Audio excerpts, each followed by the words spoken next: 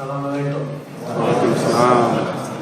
You do me wonderful honor by including me in your iftar tonight. It's an opportunity for me to share in this celebration, in this moment of reflection, as we recommit ourselves to a life of compassion and charity.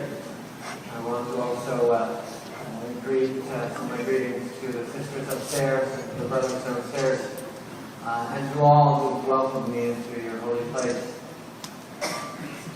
For me, this moment of Ramadan is a time to reflect on the values of empathy, generosity, compassion, charity, but also discipline, that are not just Muslim values, but Canadian values.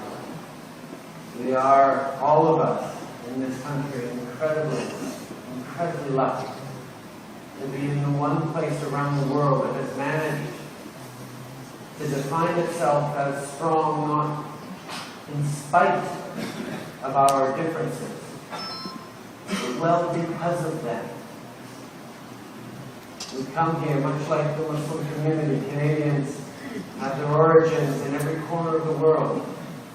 And we are defined as a country by shared values, by shared hopes and dreams, grounded in respect for each other, openness, and a willingness mostly to work together to build a better future for ourselves, yes, but mostly for our children. And in this moment you've allowed me to share with you tonight, I am reminded once again of the strength and of the beauty of the Muslim Canadian community. As our young Imam mentioned, we are facing a world of changes, of challenges.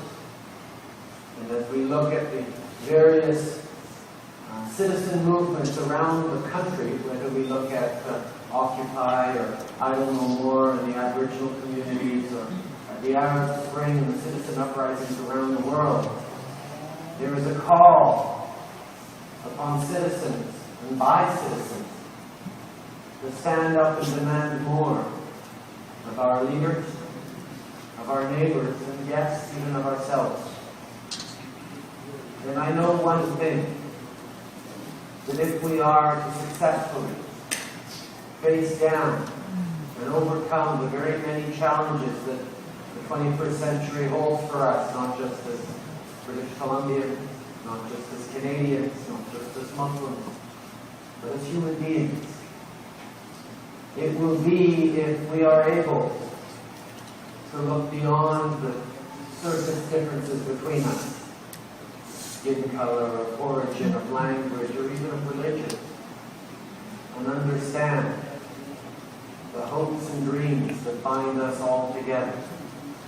And I am humbled by your openness toward me, and I certainly hope over the coming months and years to continue to earn that support and trust that you have demonstrated by including me and allowing me to pray alongside you tonight.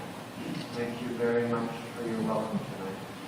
I wish you a blessed holy month of Ramadan.